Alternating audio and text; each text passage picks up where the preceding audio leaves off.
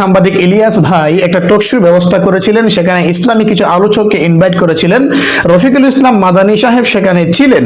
রফিকুল ইসলাম মাদানী সাহেবের কাছে সাংবাদিক ইলিয়াস ভাই জানতে চেয়েছিলেন অর্থনীতি সম্পর্কে ইসলাম কি বলে, একটা সমাজ ব্যবস্থা সম্পর্কে ইসলাম কি বলে, রাষ্ট্র ব্যবস্থা সম্পর্কে ইসলাম কি বলে, ভূগোল সম্পর্কে ইসলাম কি বলে, আন্তর্জাতিক সম্পর্ক সম্পর্কে ইসলাম কি বলে, ইত্যাদি বিষয়ে সাংবাদিক ইলিয়াস ভাই রফিকুল ইসলাম মাদানীর কাছে প্রশ্ন রেখেছিলেন। রফিকুল ইসলাম মাদানী বলেছিলেন যে অর্থনীতি সম্পর্কে কোরআনে আল্লাহ তাআলা বিস্তারিত আলোচনা করেছেন। সাংবাদিক ভাই পাল্টা প্রশ্ন করেছিলেন যে কোরআনের কোথায় আছে, একটু বিস্তারিত আলোচনা করে আমাদেরকে শোনান। রফিকুল ইসলাম মাদানী তিনি উত্তর দিতে ব্যর্থ হওয়ার কারণে এই ভিডিওটা সোশ্যাল প্ল্যাটফর্মে ব্যাপক আকারে ভাইরাল হয়েছে এবং বিষয়টা নিয়ে তিনি যথেষ্ট পরিমাণ ট্রলের শিকারও হয়েছেন। আবার অনেকে মনে করতেছেন এই বিষয়টার কারণে উলামায়ে কেরামের ইসলামের ভাবমূর্তি নষ্ট হয়েছে। আমি মনে করি ভাইয়েরা, এই বিষয়টার কারণে উলামায়ে কেরামের ইসলামের কোনো ভাবমূর্তি ক্ষুণ্ণ হয় নাই, নষ্ট হয় নাই। কারণ রফিকুল ইসলাম মাদানী এরকম কোনো গ্রহণযোগ্য আলেমও নয় যার ভিতরে ইসলামী জ্ঞান বিজ্ঞানের ন্যূনতম কোনো জ্ঞানও নেই। এমন একজন মানুষের কাছ থেকে উত্তর আশা না করাটাই যায়। তার কাছ থেকে উত্তর পাবেন এমনটা আশা না করলেও সমস্যা হবে না, কারণ তার কাছে এরকম সুন্দর কোনো উত্তর নেই, ভালো কোনো আলোচনা নেই। থাকলে হয়তো সে উত্তর দিত, কারণ সে অত বড় মাপের কোনো আলেম নয়।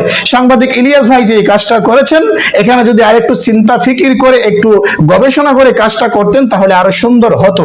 বিষয়টা হচ্ছে ভাই, যদি আপনি একজন অটো ড্রাইভারের কাছে BMW, রোলস রয়েলস, ফেরারির মতো দামি দামি কোম্পানির ভালো বিলাসবহুল গাড়ি সম্পর্কে জিজ্ঞাসা করেন, তাহলে ওই অটো ড্রাইভার কোনো দিন সেই বিলাসবহুল গাড়ি সম্পর্কে আপনাকে তথ্য দিতে পারবে না। যদি আপনি জানার চেষ্টা করেন জানতে পারবেন না। রফিকুল ইসলাম মাদানী সে এই মাপের কোনো আলেম নয় যার মধ্যে ইসলামের ন্যূনতম জ্ঞান নেই। আপনি কি করে ইসলামের জ্ঞান বিজ্ঞানের গভীরতার জ্ঞান সম্পর্কে জিজ্ঞাসা করলে উত্তর পাবেন? আশা করি পাবেন না, এটা বোকামি হবে। সাংবাদিক ইলিয়াস ভাই এখানে রফিকুল ইসলাম মাদানীর কাছে ইসলামের জ্ঞান বিজ্ঞানের গভীরতা সম্পর্কে জিজ্ঞাসা করে তিনি ভুল করেছেন একরকম। উনি চাইলে আমাদের সমাজে অনেক বড় বড় মাপের আলেমরা আছেন, যদি এই প্রশ্নটাই আল্লামা মামুনুল হককে তিনি করতেন, যদি এই প্রশ্নটাই বাইতুল মুকাররমের খতিব আল্লামা আব্দুল মালিক সাহেবকে করতেন, যদি এই প্রশ্নটাই তিনি মুফতি শাখাওয়াত হোসেন রাজি সাহেবকে করতেন, মুফতি রেজাউল করিম আবরারকে করতেন, এই মাপের যে বড় বড় আলেমরা আছেন, মিজানুর রহমান আজহারি, এই টাইপের আলেমকে যদি করতেন, তাহলে আশা করি জাতি এবং সমাজ সুন্দর একটা উত্তর শুনতে পারতো, জানতে পারতো। রফিকুল ইসলাম মাদানীর কাছে আপনি এই প্রশ্নটা করার কারণে সে লাজবাব হয়ে গেছে, সে উত্তর দিতে পারে নাই। এমনটাই হওয়ার কথা, এটাই স্বাভাবিক, কারণ সে ওই মাপের কোনো আলেম নয়।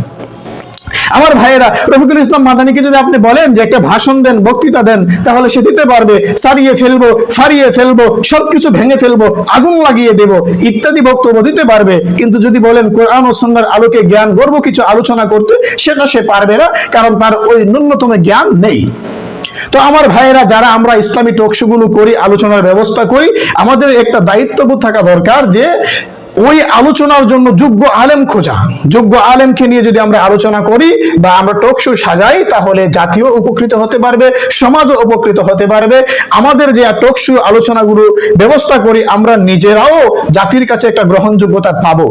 নয়তো আমাদের ভাবমূর্তি, আমাদের সম্মানও একটা আঘাত আসবে যে এত বড় একটা টকশোর আয়োজন করা হলো, ভালো এখানে কোনো আলোচক আনা হলো না, যার কারণে আজকের টকশোটাই মাটি হয়ে গেল।